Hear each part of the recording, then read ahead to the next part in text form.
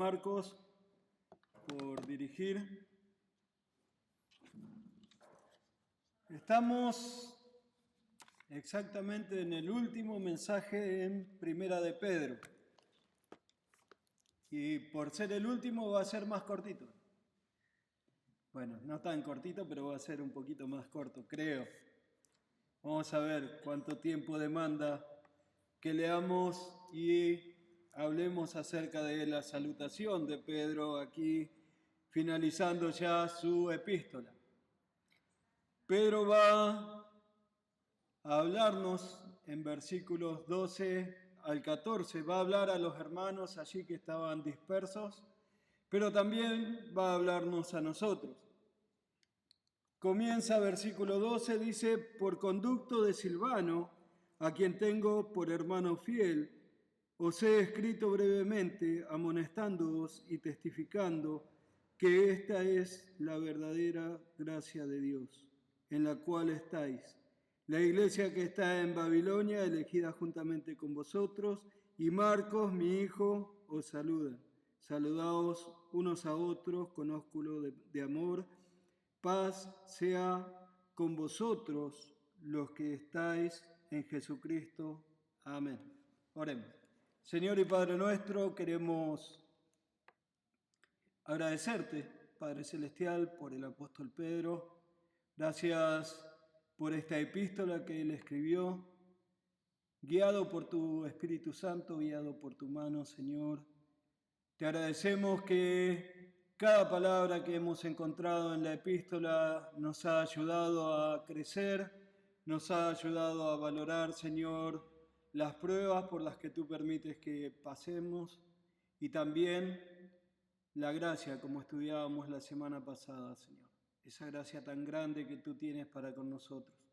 Esa gracia que nos da un montón de cosas que nosotros no merecemos. Sin embargo, tú por tu gran amor, por tu gran misericordia, Señor, nos permites pasar las pruebas y nos permites crecer y nos fortaleces, Señor, en cada prueba que pasamos. Pedimos ahora, Señor, que vamos a estudiar este último párrafo en la epístola, que nos dé sabiduría, Señor, y que obres grandemente en nuestras vidas para que podamos, Señor, poner en práctica lo que aprendemos y vivir para la gloria y honra de tu nombre. Lo pedimos en el nombre de Cristo Jesús. Amén. Pedro le va a decir a los hermanos que por conducto de Silvano, a quien tengo por hermano fiel. ¿Quién es este hombre Silvano? Silvano es el mismo que encontramos en el libro de Hechos como Silas. Eso es lo que todos los comentaristas dicen, todos los que ya han estudiado más profundamente toda la escritura dicen. Silvano es también Silas. Ahora, qué interesante, porque a Silas lo encontramos a partir de Hechos 15, cuando la iglesia de Jerusalén lo va a mandar con Pablo y con Bernabé hacia Antioquía. Ellos tenían que mandar a hermanos a que explicasen en Antioquía lo que se había estado tratando en Hechos 15, que era el tema de si había que judaizar a los gentiles o no. Un tema súper importante en ese momento. Entonces, junto con Bernabé y con Pablo, que eran dos de los líderes en la iglesia de Jerusalén, iban a enviar a dos hermanos. Y uno de esos dos hermanos era Silas. Era Silas. Y después, a partir de ahí, lo encontramos un montón de veces. Pablo menciona con Silvano, Pablo, Silvano y Timoteo, siervos de Jesucristo, vez tras vez. Y lo menciona cuando saluda a las iglesias y les dice que quien le manda saludos es Silvano. Les escribe, Silvano lo acompañó a Pablo en el segundo viaje misionero y en el tercer viaje misionero junto con Timoteo. Entonces no era un hermano cualquiera. Ellos no habían mandado a, eligiendo así a dedo a ver quién podía ir.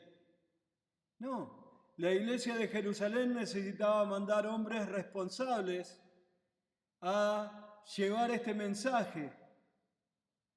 Y para que no estuviesen solo el apóstol Pablo y Bernabé, deciden mandar a estos dos hermanos. Y uno de estos dos hermanos es Silas.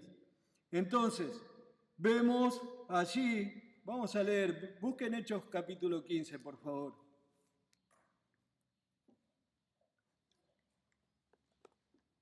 Hechos capítulo 15, versículo 22, en adelante.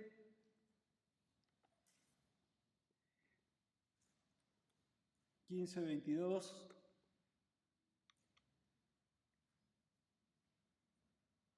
Dice, entonces pareció bien a los apóstoles y a los ancianos con toda la iglesia elegir de entre ellos varones y enviarlos a Antioquía con Pablo y Bernabé, a Judas, que tenía por sobrenombre Barsabás, y Silas, varones principales entre los hermanos.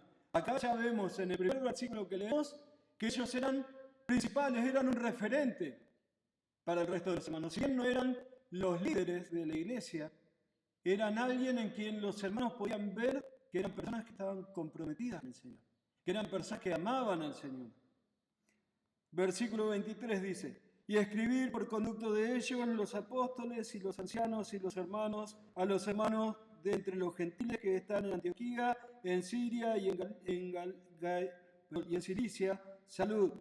Por cuanto hemos oído que algunos que han salido de nosotros, a los cuales no dimos orden, os han inquietado con palabras perturbando vuestras almas, mandando circuncidar y guardar la ley.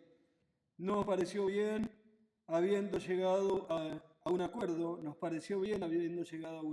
elegir varones y enviarlos a vosotros, a nuestros amados Bernabé y Pablo, hombres que han expuesto su vida por el nombre de nuestro Señor Jesucristo. Y así enviamos a Judas y a Silas, los cuales también de palabra os harán saber lo mismo.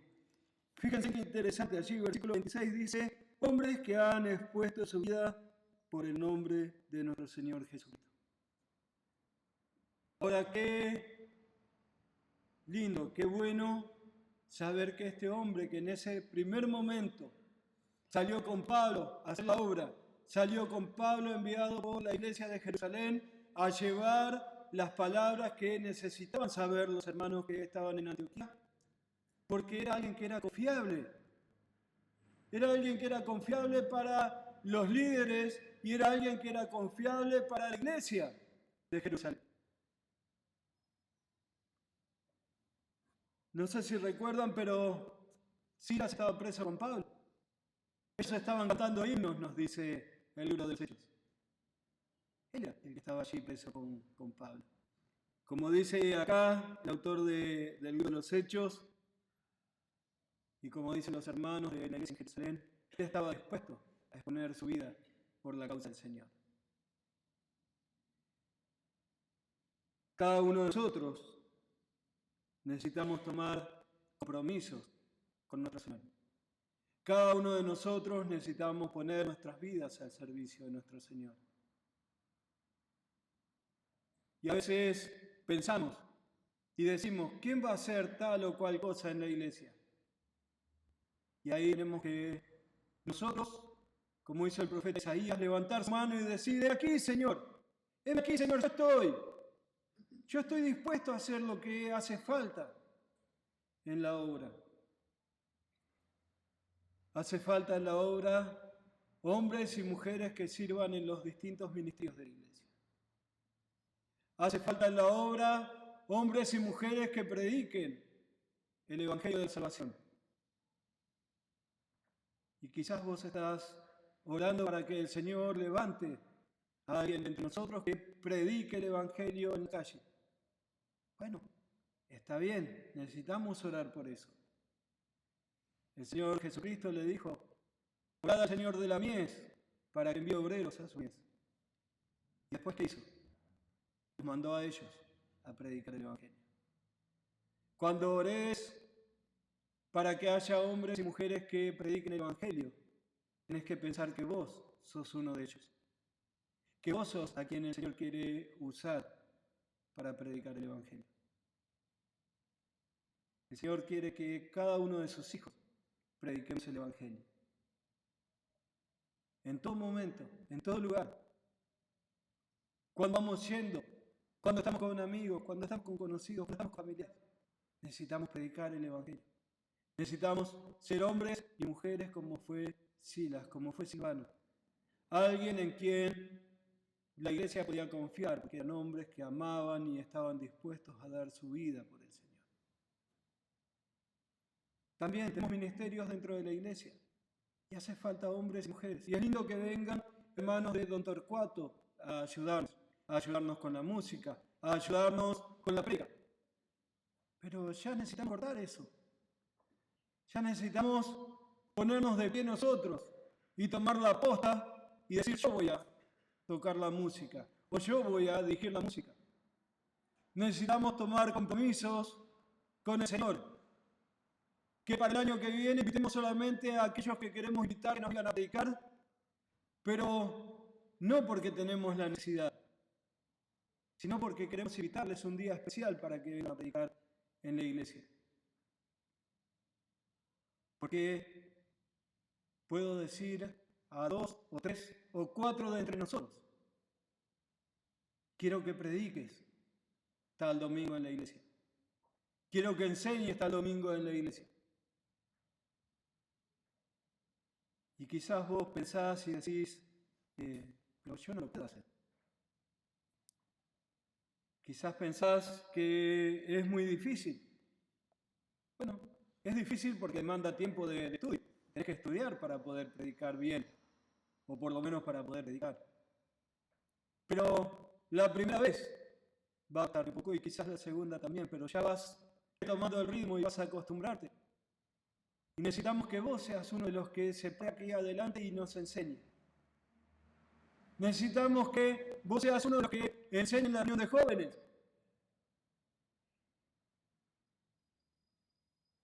¿Y quién lo va a hacer? Vamos a estar siempre dependiendo de que Don Torcuato nos envíe hombres para dirigir la música, envíe hombres para predicar. Ojalá para el año que viene podamos decir: nosotros tenemos nuestros propios músicos, nosotros tenemos nuestro propio director de música, alguien que se dedica a este ministerio. Yo dirigí en Torcuato, no sé, un montón de años. Y porque una vez cuando era chico mi mamá pensó que yo podía estudiar piano, no sé leer un pentagrama, pero yo no sé de música. No sé lo suficiente de música como sabe Marcos o como sabe nuestro hermano Javier. Pero soy caradura. Y como caradura una vez me puse adelante a dirigir. No necesitas saber todo el pentagrama, no necesitas saber cuándo una nota sube o baja. Simplemente necesitas saber escucharla y guiar por ella. Para predicar es lo mismo. Yo tenía 17, 18 años y un poco más de un año de creyente cuando me invitaron a predicar por primera vez. Y yo lo miré al hermano, era la reunión de jóvenes, ¿no? Lo miré al hermano y le dije: ¿estás seguro que vos querés que yo predique? Sí, me dijo. Yo voy a ayudarte. Y él me ayudó a preparar ese primer mensaje. Y eso es lo que hacemos. Si vos te animás, si vos querés, te ayudamos a preparar el primer mensaje. Para jóvenes o para la iglesia. Te ayudamos en todo lo que podamos hacer. Pero necesitamos que entre nosotros surjan los Silvanos, surjan los Timoteos, surjan los Marcos, que después van a mencionar Pedro acá en la epístola. Hombres y mujeres fieles, que aman al Señor, que están dispuestos a dar su vida por el Señor. Y por supuesto, si querés hacer un buen ministerio, enseñando, predicando, dirigiendo, demanda tiempo. Demanda tiempo. Pero ¿sabes qué? Ese tiempo es el mejor tiempo que podés invertir en las cosas del Señor. Es el mejor tiempo que podés invertir, porque lo invertís en las cosas del Señor. El Señor Jesucristo le enseñaba a sus discípulos y les decía: "Poseos tesoros en el cielo, donde ni la polilla ni el orín corrompen". Ojalá dentro de 100 años, cuando ninguno de nosotros estemos, alguien pueda recordar a nosotros, pueda recordar tu nombre, diciendo: él era un hombre fiel, ella era una mujer fiel, que amaba al Señor, que hizo tal o cual cosa, que le predicó a tantas personas, que les enseñó a tantas personas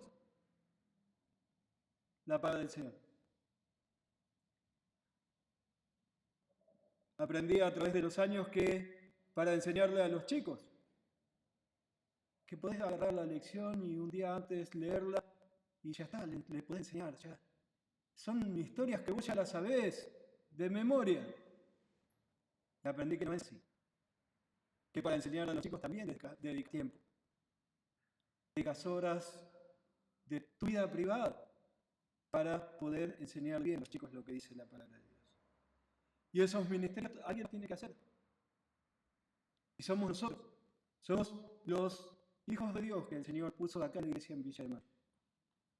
Pedro tenía a su lado a Silvano. Y él dice: a quien tengo por hermano fiel. Y en el versículo 13, él va a mencionar al final del versículo 13: y Marcos, mi hijo, os saluda. Ojalá cada uno de nosotros podamos convertirnos en un Silvano, podamos convertirnos en un Marcos. Y si aún dentro de 100 años nadie sabe mi nombre, nadie conoce el nombre, nadie sabe qué es lo que hice, igualmente necesito hacerlo. Pero lo hacemos para el Señor. No lo hacemos para obtener el reconocimiento de hombres. Lo hacemos para la gloria del Señor. Y eso es lo que el Señor quiere de nosotros. Cuando en Efesios capítulo 2 el apóstol le dice a los hermanos: ustedes estaban muertos en sus delitos y pecados, Él les dio vida. Llega al versículo 8 y versículo 9 donde les dice que es por gracia la salvación, que no necesitan hacer obras. Pero un versículo después, en el versículo 10, Él les dice que deben andar en las obras que el Señor preparó de antemano. Porque antes de ser cristiano no necesitas hacer obras. Simplemente necesitas fe para creer en Cristo como Salvador. Pero una vez creíste en Cristo como Salvador, tenés que hacer las obras que Él preparó para que nosotros anduviésemos de antemano. ¿Y qué son las obras que Él preparó?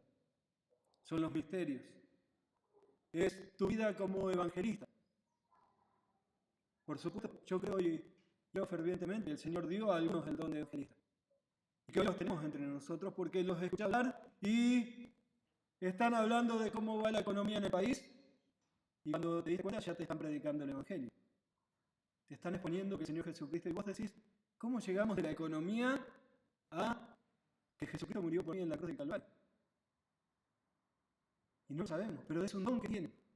Y es tan lindo cuando encontrás a personas así y estás al lado de ellos y los escuchás. El primer pastor que hubo en la iglesia donde yo creí en el Señor Jesucristo como Salvador, él me iba a buscar. Yo era un joven de 17 años y él me iba a buscar después que llegaba de trabajo y me llevaba con él a visitar. Me llevaba con él a evangelizar. Y él era un evangelista. Era muy interesante escucharle. Porque hablaban de que se rompió el cárter en el auto de alguien y terminaba predicándole el evangelio. Y amén por esos hermanos que son evangelistas, que tienen ese don tan especial de predicar el evangelio, aun cuando nada de lo que estaba hablando tenía que ver con el evangelio. Pero el Señor no mandó a los evangelistas a predicar el evangelio. El Señor mandó a sus discípulos. El Señor mandó a sus discípulos. Él les dijo: me seréis testigos. Id y predicad el evangelio. Y cada uno de nosotros somos testigos de lo que el Señor hizo en nuestras propias vidas. Cómo Él nos transformó. Somos testigos de cómo Él transformó a hermanos que están hoy entre nosotros. Nosotros somos los que tenemos que predicar el evangelio. Nosotros somos sus discípulos hoy en día y necesitamos compartir el evangelio. Por supuesto, el que hoy en día lo va a hacer naturalmente. Y a los demás se nos va a complicar un poquito más. se nos va a hacer un poquito más difícil. Pero necesitamos predicar el Evangelio, necesitamos compartir el Evangelio. Y como siempre digo, no porque queremos ver la iglesia llena. No es esa la razón por la que queremos predicar el Evangelio. Queremos predicar el Evangelio porque el que está viviendo al lado se va al infierno. Y el que vive en la esquina se va al infierno si yo no le predico el Evangelio. Y mis familiares y mis compañeros de trabajo y mis conocidos que no han creído en Cristo como Salvador se van al infierno y yo tengo el Evangelio viviendo dentro de mí y no lo comparto a los demás. Necesitamos ser hombres y mujeres fieles. Ser hombres y mujeres que aman al Señor y estar dispuestos a dar su vida para el Señor. Me imagino cuando eligieron ahí en Hechos 15 a Judas y a Silvano, lo emocionados que ellos estarían, lo contentos que ellos estarían de que iban a poder ir con el apóstol Pablo. Imagínense que ellos estaban en Jerusalén y iban hasta Antioquía, caminando al lado del apóstol Pablo, charlando, hablando de las cosas del Señor, preguntándole al mismo apóstol Pablo acerca de las cosas del Señor.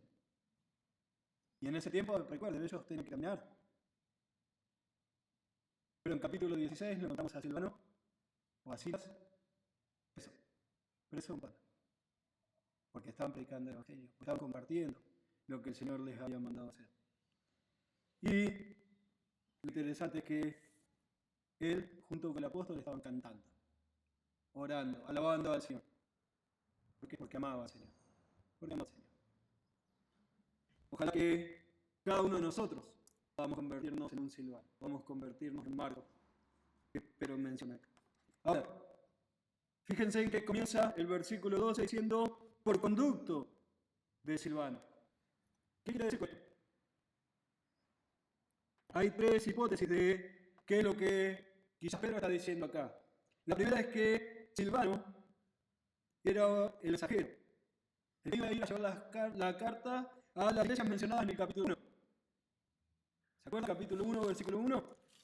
Pero dice Pedro, apóstol de Jesucristo, a los expatriados de la dispersión en el Ponto, Galacia, Capadocia, Asia y Bitinia. Claro, no tenían correo argentino en ese tiempo. Menos mal, ¿no? Y no tenían alguien que iba a poder llevarles porque era el encargado de llevarlos. Eran los propios hermanos. Entonces la primera hipótesis que hay es que Pedro había mandado por medio de Silvano esta carta y él iba a ir iglesia por iglesia para leerla y para hacerles saber lo que Pedro les había escrito, lo que él les había mandado a decir. Ahora, eso es posible, quizás, ¿no es cierto?, que esa palabra conducto por conducto de Silvano sea eso. La segunda hipótesis es que Pedro le había explicado a Silvano qué es lo que él quería comunicar a las iglesias, qué es lo que él quería decirle a las iglesias allí en Asia. Y que el propio Silvano era quien había escrito la carta. O sea, Pedro explicó, Silvano la escribió y la fue a llevar. Ahora, no creo que Silvano haya hecho esto, porque el versículo 1 que leímos recién del capítulo 1 dice Pedro, apóstol de Jesucristo, a las iglesias o a los hermanos. Si Silvano hubiese escrito la carta, me imagino que le hubiese puesto Pedro y Silvano, siervos de Jesucristo. Silvano tendría que haber sido mencionado en el capítulo 1, allí en la introducción a esta carta. Entonces creemos, y yo creo personalmente, que esto no fue así, sino que fue Pedro quien escribió la carta. Y la tercera, que es la más probable, es que Pedro le dictó a Silvano la carta y que él la fue escribiendo. Sería una especie de amanuense o escribiente, que era muchos los usaban al tiempo. Alguien dictaba la carta, sería como hoy en día un secretario o una secretaria. Pedro le dictó la carta y Silvano la fue escribiendo. Ahora pensemos, ¿quién era Pedro? ¿O de dónde venía Pedro? ¿Qué era Pedro antes de ser uno de los discípulos del Señor Jesucristo? Era un pescador. Era un pescador. No era alguien que había tenido estudios. No era alguien que sabía mucho de letras. Los pescadores más o menos se dedicaban a simplemente pescar y ese era su trabajo y eso era todo lo que hacían. Y como vimos, el griego de la epístola es muy sofisticado para lo que podría haber sido escrito por un simple pescador.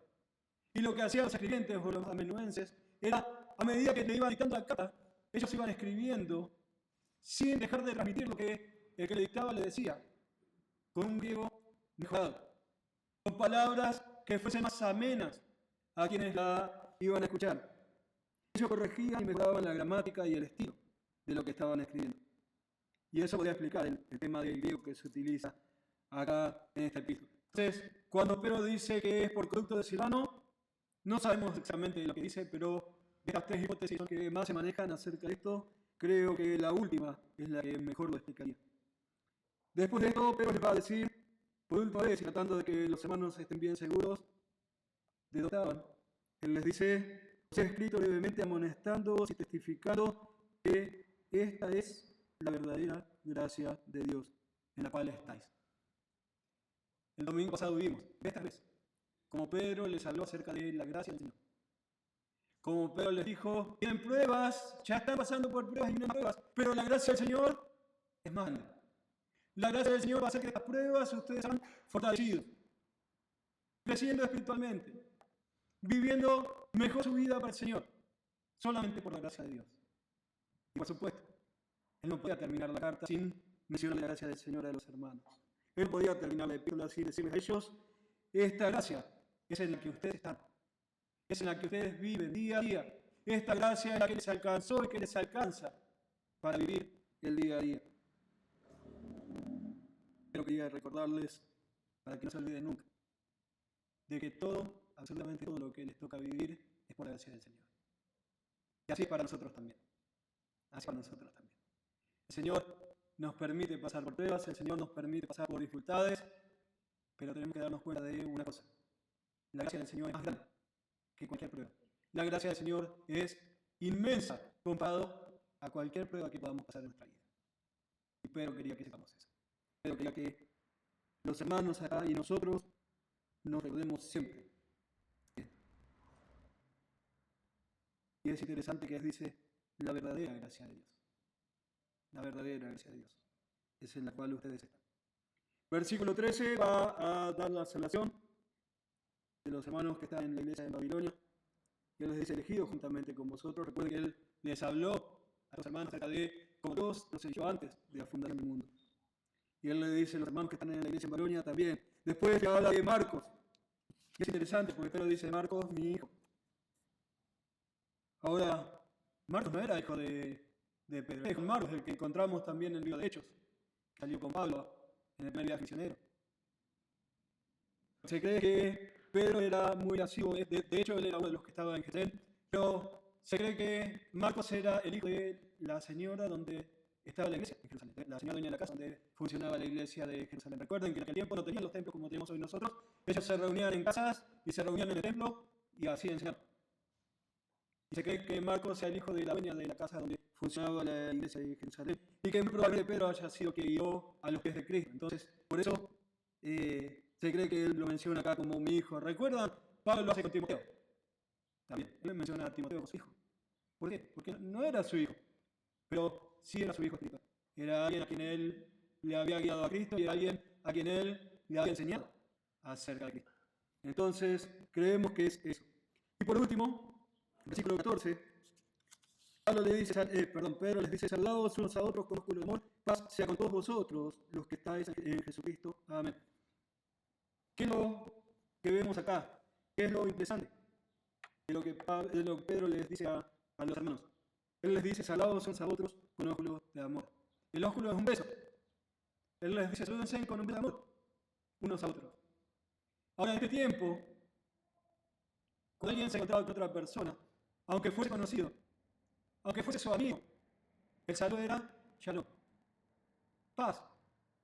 Paz del Señor para tu vida. Paz del Señor para vos. Pero el saludo era por acá donde está Nelson. No se estrecharon la mano ni siquiera. Menos un abrazo o un beso. Ellos se saludaban así. Así era como funcionaba en ese tiempo. Y yo me acuerdo hace 30 años atrás o 40 años atrás, un hombre se acercaba a otro hombre y lo saludaba dándole la mano. Un fuerte apretón de mano. Y eso era todo lo que hacíamos. Y nos saludábamos, por supuesto, por eso. Hoy en día nos abrazamos y nos besamos porque demostramos de esa manera el afecto que tenemos con el otro. Bueno, ese tipo era algo así. Y Pedro le dice a los hermanos: demuestren ese amor que tienen con los demás hermanos. Demuestren ese afecto que tienen con los demás hermanos. Dándole un beso de amor. Pablo lo hizo. Si ven en Romanos, en Corintios, al finalizar las epístolas, también les recomienda a los hermanos que se saluden con un escudo de amor, con un beso de amor. ¿Por qué? Porque es lindo, sobre todo cuando estás pasando por tantas pruebas, que alguien te dé un abrazo, que alguien se acerque y diga, estoy orando por vos, y se siente con vos, y charlan y hablen y comen juntos. Y Pedro sabía que en medio de todas las pruebas que ellos estaban pasando, necesitaban ser más afectuosos unos con otros, mostrar el amor que el Señor había puesto en sus vidas a los hermanos, mostrándole el amor del Señor. Quizás les podría haber dicho, siéntate con tu hermano y va con él. Mostrarle el amor que tenés, llevándole una comida cuando está enfermo. Haciendo o yendo a limpiar su casa si es una mujer que está enferma y necesita que alguien haga el aseo de la casa. Pero Pedro le dice acá que se sale con eso, que demuestren así su amor, que demuestren así lo que el Señor hizo en sus vidas. Y va a terminar deseándoles a ellos que tengan paz. Paz sea con todos vosotros. Paz que el Señor solamente nos da. La paz que viene del mundo, la paz que Dios da. Y esa paz la podemos tener solamente los que hemos creído en Cristo como Salvador. Es una paz que nadie más puede experimentar. Y Pedro les desea a ellos que tengan esa paz. Ellos están siendo perseguidos. Ellos tuvieron que abandonar sus ciudades, tuvieron que abandonar sus casas. Algunos de ellos me imagino que hasta habrán tenido que abandonar a sus familias, porque están siendo perseguidos para matarlos, porque creían en Cristo y porque predicaban en Cristo. Y Pedro le dice, paz sea a vosotros. Hay momentos muy difíciles en la vida. Hay momentos que tenemos pruebas que son muy grandes. Hay momentos en los que parece que ni siquiera el Señor está a nuestro lado. Porque sufrimos mucho. Porque pasamos por un montón de cosas que son muy dolorosas. Pero todos y yo, como los hermanos que están dispersos en Asia, podemos tener esa paz. Esa paz que solamente nos da. Esa paz que solamente los cristianos podemos disfrutar. Entonces, vemos acá en esta salvación. Pedro menciona a nuestro hermano Silvano. Lo menciona y dice que es un hombre fiel. Dice que es un hermano fiel. Dice que es alguien que estaba dispuesto a dar su vida por el Señor. Después, él nos habla de que nosotros tenemos que hacer esa misma obra en la Silvano. Él lo pone como ejemplo. Pero también le habla de Marcos, diciéndole casi lo mismo. Un hombre era fiel y que amaba al Señor. Y por último, nos dice que debemos demostrarnos el amor que el Señor puso en nuestras vidas. El amor que el Señor derramó en nuestras vidas, solamente por gracia. Esa gracia que Pedro le dice es en la que ustedes están. Y esa paz que solamente el Señor da por medio de la gracia en la que nosotros estamos. Entonces, terminamos acá el libro de Primera de Pedro, y como hemos estudiado vez tras vez, como hemos visto vez tras vez, somos elegidos por el Señor, somos guiados por el Señor en medio de la prueba y estamos puestos para disfrutar de la gracia de nuestro Señor. Ojalá que lo que aprendimos en este libro pueda servirnos para aprender que las pruebas son grandes, pero nuestro Señor es mucho más grande que cada una de esas pruebas que vienen. Y la gracia en la que podemos vivir es la gracia que Él nos otorga, que Él nos da. Y junto con esa gracia viene la paz. Entonces, ¿hay pruebas? Sí. Va a haber misiones, pruebas hasta que partamos con el Señor. Pero recordemos, hermanos, que quien está al otro lado es el Señor. Hay un himno que me gusta mucho que dice, es fuerte el enemigo, porque es la verdad. Nuestro enemigo es muy fuerte, es muy astuto, es muy sabio. Pero Jesucristo es demasiado. Nuestro no es demasiado. Y Él ya venció. Él lo venció en la cruz de Calvario. Él lo venció cuando venció el pecado, cuando venció la tumba. Y eso es lo que nos tiene que dar gracias, eso es lo que nos tiene que dar ánimo para seguir adelante. Así que, hermanos, recordemos la gracia del Señor. Recordemos que su amor es mucho mayor cada día para con nosotros. Bueno, Señor y Padre nuestro, queremos pedirte paz celestial, que estés obrando en nuestras vidas, que estés trabajando, Señor, en nuestras vidas, que podamos honrarte, que podamos glorificarte, que podamos, Señor, ser hombres y mujeres como Silvanos y como Marcos, Señor. Hombres y mujeres que están dispuestos a dar su vida a ti. Agradezco por cada uno de los hermanos, Señor, que ya demuestran ese amor para ti. Que ya demuestran, Señor, que son hombres y mujeres que están dispuestos a dar su vida para ti. Rogamos, Señor, que de entre nosotros levantes hombres y mujeres que te amen y que sirvan fervientemente, Señor. De entre nosotros levantes hombres y mujeres que quieren ir a predicar el Evangelio a distintos lugares, Señor. Hombres y mujeres que quieren servirte, Señor, en cada uno de los ministerios que tenemos en la iglesia. Hombres y mujeres que están dispuestos, Señor, aún a perder su vida por predicar el Evangelio. Te rogamos, Padre, que la iglesia de Villa de Mayo un día va a ser recordada por los hombres y mujeres que eran ellos que te amaban tanto, Señor. Rogamos que nos guíes que nos guíes, Señor, para que también, Señor, seamos hombres y mujeres que demuestran, Señor, que tú derramaste por nosotros, Señor, y que tú has puesto en nosotros. Que podamos demostrar a cada uno de nuestros hermanos en las pruebas cómo somos de amorosos, simplemente porque tú estás en nuestras vidas. Y por último, Señor, rogamos que esa paz que Pedro le deseaba a los demás pueda morar en nosotros cada día de nuestras vidas. Aún cuando vienen las pruebas más difíciles, aún cuando vienen los momentos más duros en nuestra vida, Señor. Que podamos recordar y podamos tener esa paz que solamente tú nos puedes dar. Lo pedimos en el nombre de tu amado Jesucristo. Amén. Gracias, pastor. Vamos a ponernos de pie para cantar el último himno en esta mañana. Este himno lo pasamos como O que tuviera lenguas mil. Tiene otra letra, no sé eso, así que vamos a entonar. Vamos. Tu santo nombre alabaré, bendito Redentor, mi lengua y cantar toda la grandeza de tu amor. Bendito mi Señor y Dios, te quiero proclamar, decir al mundo en breve tu salvación sin par.